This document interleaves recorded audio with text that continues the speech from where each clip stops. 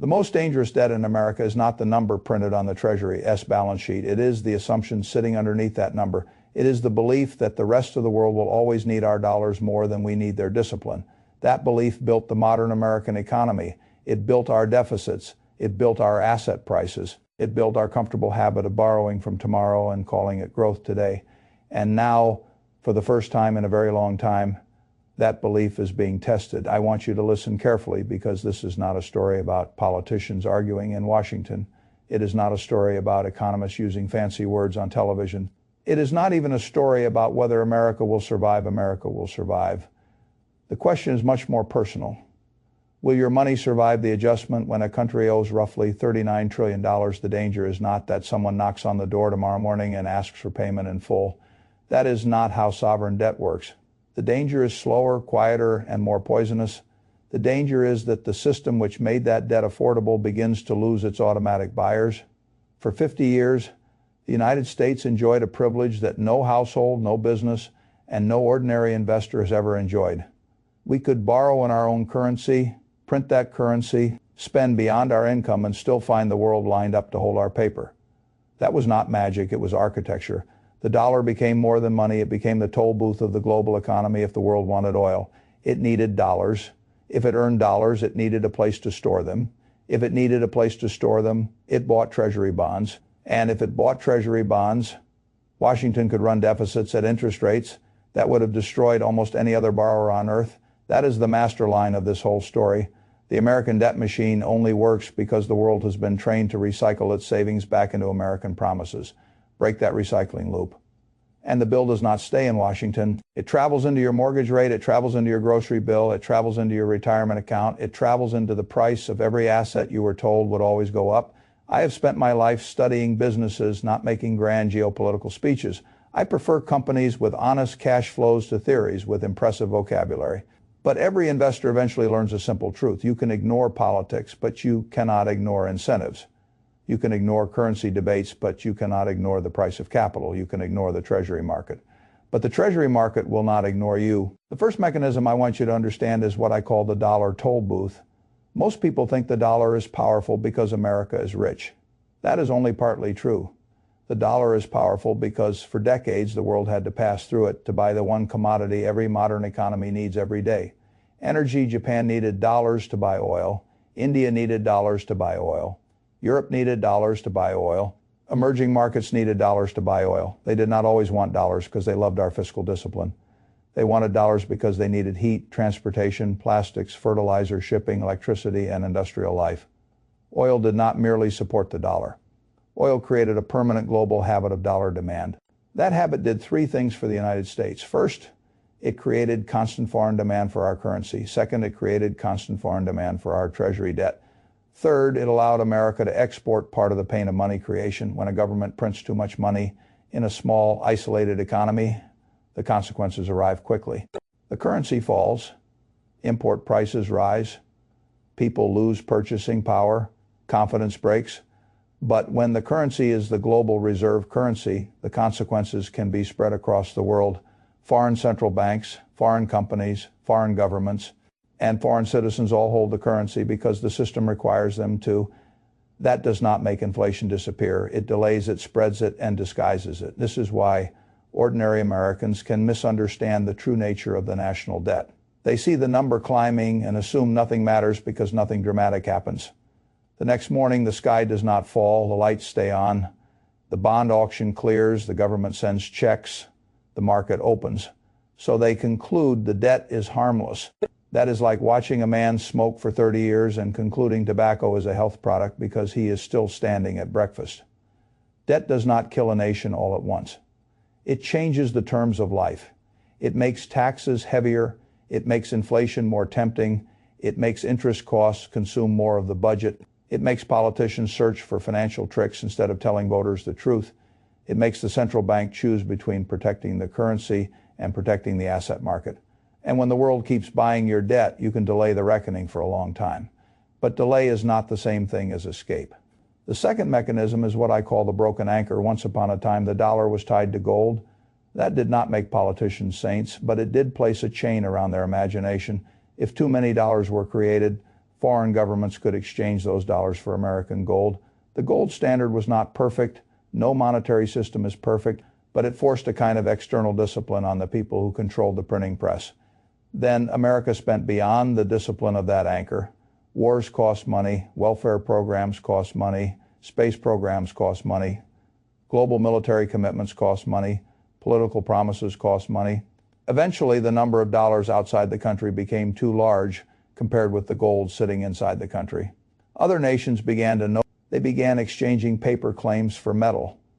When the gold started leaving the vault, America faced a choice: reduce the promises or break the promise.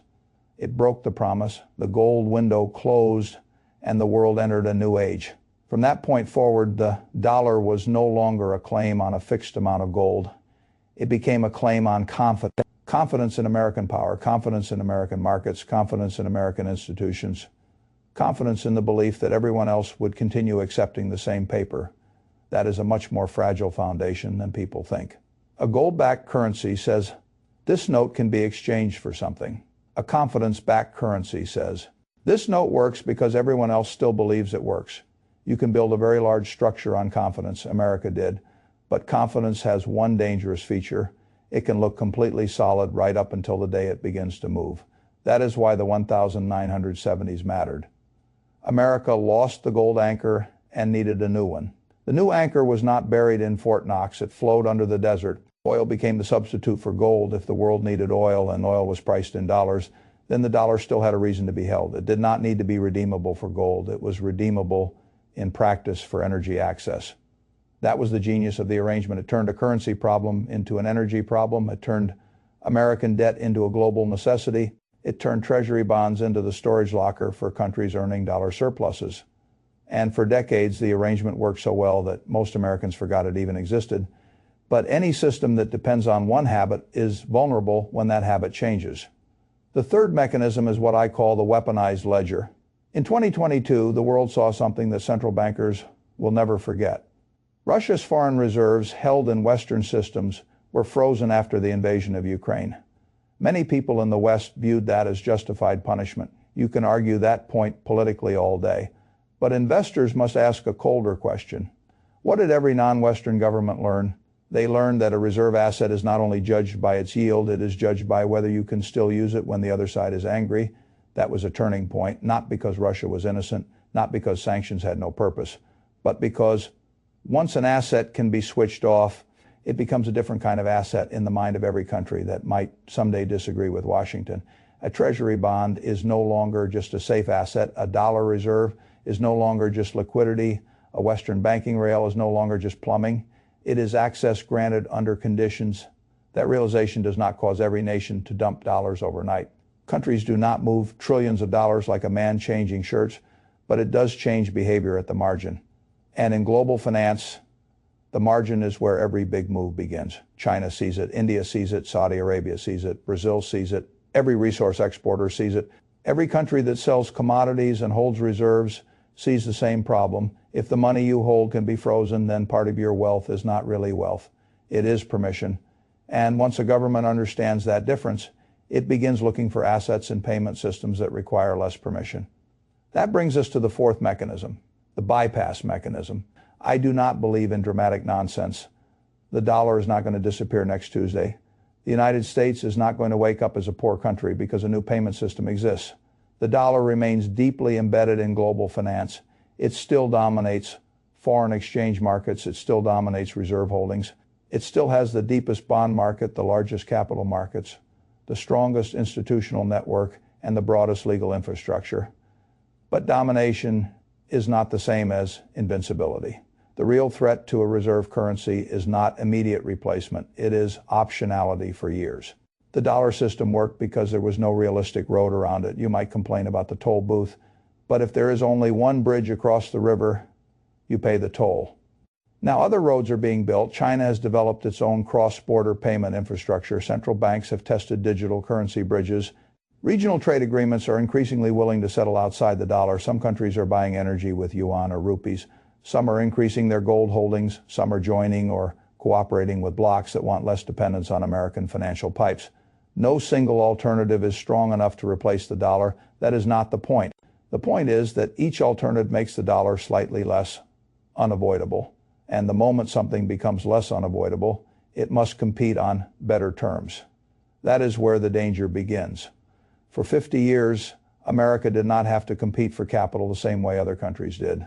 The world needed dollars, the world bought treasuries, the world financed our deficits. But if more trade is settled outside the dollar, if more reserves move into gold or other currencies, if more payment systems can avoid Western rails, then foreign demand for treasuries becomes less automatic.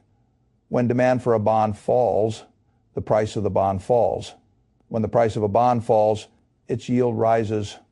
When treasury yields rise, mortgage rates, corporate borrowing costs, credit card rates, auto loan rates, and business discount rates all feel the pressure. That is the part the average family needs to understand. De-dollarization is not just a chart in a central bank report. It can become the reason your mortgage payment is higher. It can become the reason your employer slows hiring. It can become the reason the government pays more interest and offers less real help. It can become the reason your retirement account suddenly looks more fragile. The fifth mechanism is what I call the interest trap. A household that borrows too much eventually faces a cruel arithmetic. If interest rates are low, the household can survive. It may not be healthy, but it can breathe. If rates rise, the same debt becomes dangerous. The debt did not change. The price of carrying it changed. A government is not so different. When the national debt is small, interest rates matter. When the national debt is gigantic, interest rates dominate everything. If a country owes a few $1 trillion, a 1% change in rates is painful. If a country owes roughly $39 trillion, a 1% change is enormous. It can mean hundreds of billions of dollars over time. That money must come from somewhere. It comes from taxes, more borrowing, inflation, reduced services, or some combination of all four. This is why politicians become addicted to low rates. Low rates make debt feel painless. Low rates make asset prices rise. Low rates make homeowners feel richer. Low rates make corporations borrow more. Low rates make deficits easier to hide, but if low rates are forced into an economy that already has inflation pressure, you are not solving the problem. You are moving it from the government's balance sheet to the public's purchasing power. This is the old trick. Governments do not usually default in the dramatic way a bankrupt business defaults. They default slowly through the currency. They pay back the dollars, but the dollars buy less. That is the hidden restructuring. The creditor receives the nominal payment. The saver keeps the bank balance. The retiree receives a check, but the grocery store, the insurance company, the landlord, the utility bill, and the doctor quietly explain what really happened. The money came back, the purchasing power did not. I call that the inflation default. It is polite, it is legal, it is invisible to people who look only at account balances, and it is devastating to people who save in cash, live on fixed income, or depend entirely on wages. The sixth mechanism is the household transmission belt. Most people hear about the dollar, oil, treasury markets, foreign reserves, and payment systems and think, that is too large for me. That is government business. That is Wall Street business. That is geopolitical business. That is a mistake. Every large financial event eventually walks through the front door of the ordinary household. A weaker dollar can mean higher import prices. Higher treasury yields can mean higher mortgage rates. Higher government interest costs can mean higher taxes or more inflation. Higher inflation can mean your wage increase is not really a raise. Lower foreign demand for treasuries can mean the government must offer higher yields to attract buyers. Higher yields can mean lower valuations for stocks and real estate. Lower valuations can create fear, layoffs, tighter credit, and political pressure for more government intervention. This is how the world moves from a bond auction in Washington to a kitchen table in Omaha. The chain is not always immediate. It is not always clean. It is not always dramatic, but it exists. And if you do not understand the chain, you will spend your life being surprised by events that were building for years. Now, let me be clear. I am not telling you to panic. Panic is expensive. Panic makes people sell good assets at bad prices. Panic makes people buy gold at the top, stocks at the top, houses at the top, and then sell everything in despair at the bottom. Panic is how emotional people subsidize disciplined people. The right response is not panic. The right response is to build a household balance sheet that can survive a world where the dollar remains important but less unquestioned. That is the identity flip. You cannot live as a paycheck receiver in a world designed to dilute cash and then complain that the machine is unfair. You must become an owner, not a speculator. Not a gambler, not a man chasing every headline about China, Saudi Arabia, BRICS, Bitcoin, gold, or the next crisis. An owner. There is a profound difference. A speculator asks, what will people get excited about next month? An owner asks, what will the world still need 10 years from now? A speculator asks, what can I flip? An owner asks, what can produce? A speculator depends on someone else. Mood. An owner depends on cash flows, productive capacity, balance sheets, and human necessity. If the dollar weakens over a long period of time, productive assets do not become worthless. Businesses that sell necessary goods and services can raise prices. Farmland still grows food. Pipelines still move energy. Railroads still carry freight. Insurers still collect premiums if they are properly managed. Well, capitalized companies with pricing power can adjust. Currency is a measuring stick. Productive assets are the things being measured. When the measuring stick shrinks, the productive asset often reprices upward. That does not mean stocks cannot fall. They can fall brutally. It does not mean real estate cannot crash. It does not mean every business protects you. Many businesses are weak, indebted, badly managed, and easily destroyed, but over a long period, ownership of useful, productive assets is still the best shield ordinary people have against the slow confiscation of purchasing power. This is why I have never loved dead assets as a primary home for wealth. Gold can be useful as insurance. It has a role for certain people in certain amounts. It is not foolish to understand why central banks hold it, but gold does not hire people. It does not invent medicine. It does not build homes. It does not deliver freight. It does not sell diapers, electricity, software, insurance, hamburgers, or steel. Gold is a vote of no confidence. A great business is a vote on human progress. The mistake is thinking you must choose only one. A sensible person understands categories. Cash for liquidity, productive assets for compounding, some hard assets or real assets as insurance. If appropriate, no debt that can kill you. No dependence on one income stream if you can avoid it. No blind faith in any government, any central bank, any currency, any market, or any expert. That is not fear. That is prudence. Now let us bring this down to a protocol, because vague warnings do not make people wealthy. The first rule of the protocol is to measure your personal dollar exposure honestly. Most people do not realize they are overexposed to the currency they earn. Your wages are paid in dollars. Your savings account is in dollars. Your emergency fund is in dollars. Your retirement assumptions are in dollars. Your home price is quoted in dollars. Your insurance, healthcare, taxes, and groceries are all dollar-based. That does not mean dollars are bad. Dollars are useful. Cash is oxygen. You need some. But cash is not a cathedral. It is not a permanent home for wealth. It is a bridge between decisions. If your entire financial life is built on cash claims and fixed promises, inflation can quietly rob you even if every institution keeps its promise. That is the first harsh lesson. A promise paid in weaker money is still a broken promise in economic terms. The second rule is to own productive assets before you own opinions. Most people have strong opinions and weak balance sheets. They know exactly what should happen to the dollar, who is to blame, what China is doing, what politicians should do, and where the world is going. Then you look at their finances and find credit card debt, no emergency fund, no equity ownership, no durable savings discipline, and no margin of safety. That is backwards. Your opinion does not protect you. Your balance sheet protects you. If you believe the dollar system is vulnerable, the answer is not to shout at your television. The answer is to own assets that can survive currency debasement. Broad ownership of good businesses, durable real assets purchased at sensible prices, skills that make you valuable, relationships that create opportunity, a career or business that can adapt, low personal debt, liquidity for bad times. That is how intelligent people respond to uncertainty. They do not predict perfectly. They prepare broadly. The third rule is to respect fixed rate debt and fear variable rate debt. This is where many people become confused. They hear that inflation reduces the real value of debt. So they assume all debt is good. That is dangerous thinking. Debt is a tool only when the cash flow can carry it under stress. A fixed rate mortgage on a modest home can be useful if you bought sensibly and can afford the payments. Inflation may reduce the real burden over time. But variable rate debt, credit card debt, margin debt, speculative property loans, and business debt without reliable cash flow can destroy you before any long-term inflation benefit arrives. Leverage is wonderful on the way up and merciless on the way down. A man who owes nothing can wait. A man with too much debt must negotiate with time. And time is a brutal creditor. The fourth rule is to diversify like a realist, not like a collector. Diversification is not owning 20 things you do not understand.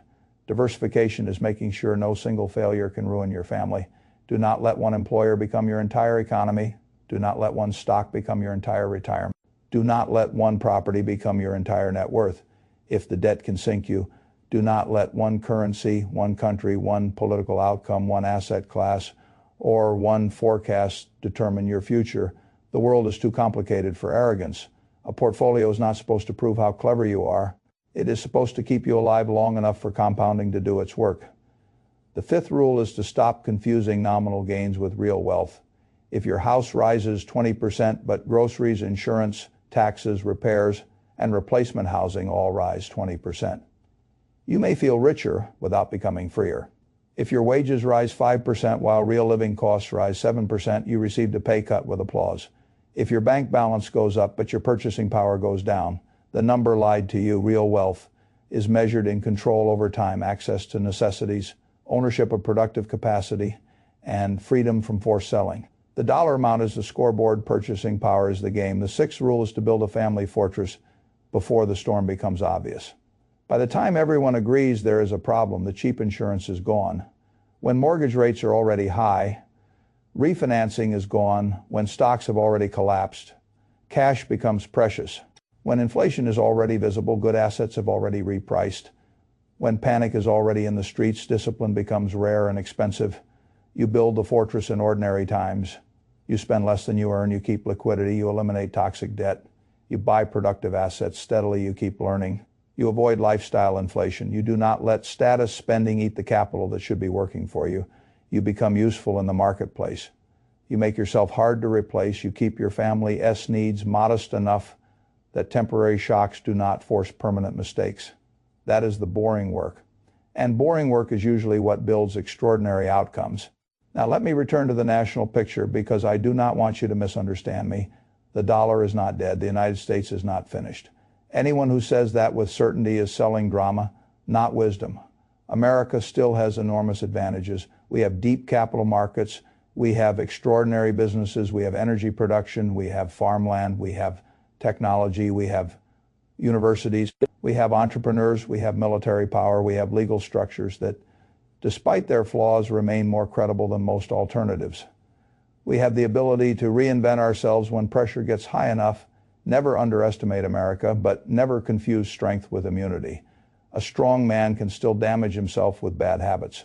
A rich family can still go broke if it spends too much, borrows too much, and assumes the bank will always extend the line. A great company can still be mismanaged. A great country can still debase its currency if the political class finds it easier than telling the truth.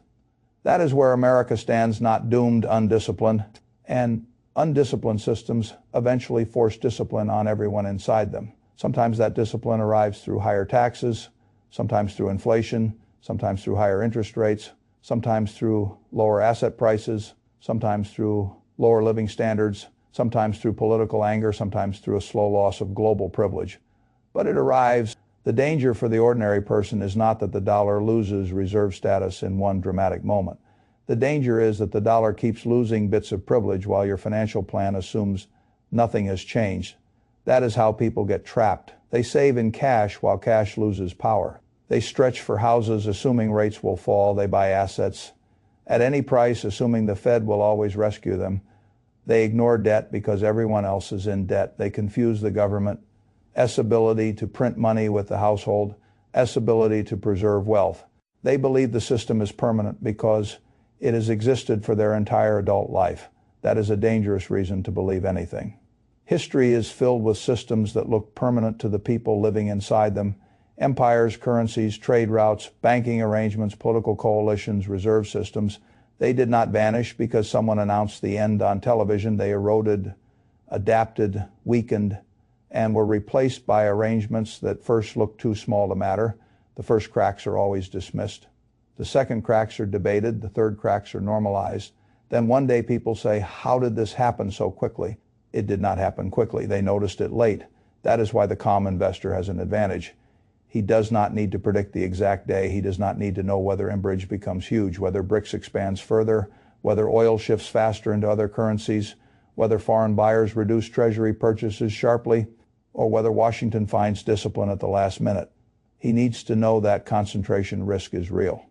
And the modern American household is concentrated in a system that has rewarded complacency for a long time. Your job is not to bet against America. Your job is to stop betting your entire life on the idea that the old arrangement can never change. There is a difference. I have always preferred to own America as productive capacity, not America as political promises. I have rather own pieces of businesses that sell things people need than hold too much long-term paper that depends on politicians keeping discipline they have not shown. I would rather own earning power than slogans.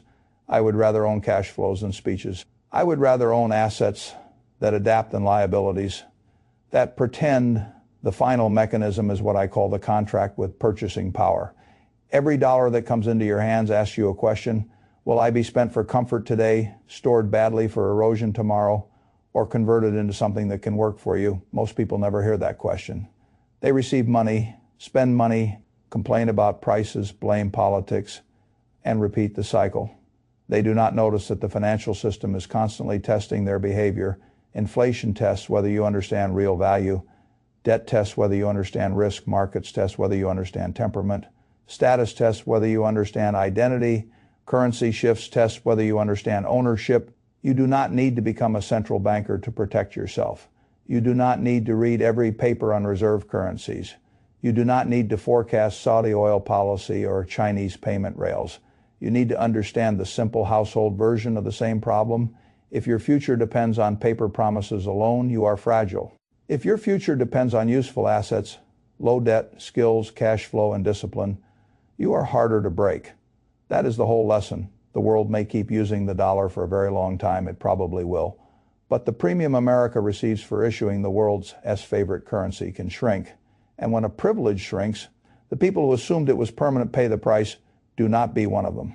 Do not build a life that only works if interest rates stay low. Inflation stays tame. Foreign buyers keep absorbing debt. Politicians suddenly become responsible, and the world never creates alternatives. That is not a plan. That is a prayer. Build a plan. Hold enough cash to survive, but not so much that inflation eats your future. Own productive assets, but buy them with discipline. Use debt carefully, and never let debt use you. Develop skills that increase your earning power. Diversify beyond one income stream, one asset, one employer, and one assumption. Avoid status games that turn capital into garbage. Understand that the goal is not to look rich during the old system. The goal is to stay free if the system changes. At the end of the day, America's $39 trillion debt is not just a government number. It is a mirror. It shows what happens when a society chooses promises over production, spending over saving, politics over arithmetic, and confidence over discipline. A nation can live that way for a while if the world keeps financing it. A household cannot. That is why your answer must be different from Washington's answer. Washington can print. You cannot. Washington can roll debt. You cannot always roll yours. Washington can tax. You must earn. Washington can dilute. You must preserve. So do not copy the behavior of an institution that can survive by reducing the value of the money you hold. Build your life around assets, habits, and decisions that become stronger when paper promises become weaker. The final choice is simple, but it is not easy. You can remain a passenger in the dollar system, holding cash, carrying debt, chasing status, and hoping the old machine never loses power, or you can become an owner before the crowd realizes ownership is the only seat worth having. You can complain when the grocery bill rises, or you can ask why your money was sitting idle while the printing press kept working. You can wait for politicians to protect your purchasing power, or you can protect it yourself. You can treat the national debt as someone else's problem. Or you can understand that every great government imbalance eventually becomes a household test. That is the regret mirror. 10 years from now, if the dollar buys less, if rates are higher than people expected, if global money flows become less obedient to Washington, if taxes rise, if inflation eats the cautious saver, if asset markets punish the over-leveraged and reward the patient, what will you wish you had done today? You will not wish you had argued more online. You will not wish you had watched more news. You will not wish you had bought more symbols of success to impress people who were just as worried as you. You will wish you had owned more useful things. You will wish you had carried less stupid debt. You will wish you had taken cash flow seriously. You will wish you had started earlier. You will wish you had understood that the real crisis was not the day the dollar system cracked. The real crisis was all the years you were warned and did nothing. So make the contract now, not with me. Not with Wall Street, not with a politician, not with a central bank. Make it with your future self from this day forward. Every dollar must either protect you, produce for you, or buy back your freedom. If it does none of those things, it is not wealth. It is leakage. That is how you survive a world of debt. That is how you remain calm when the headlines turn ugly. That is how you stop living like a dependent customer of a fragile system and start living like the owner of a fortress. And if the old dollar machine keeps running longer than the pessimists expect, you will still be better off. You will own productive assets. You will have less debt. You will have more discipline. You will have more optionality. You will have a stronger household. And if the machine cracks faster than the optimists expect, you will not be standing there with your hands empty, wondering why nobody warned you. You were warned. Now you must decide whether you are going to be surprised by the future or prepared for it.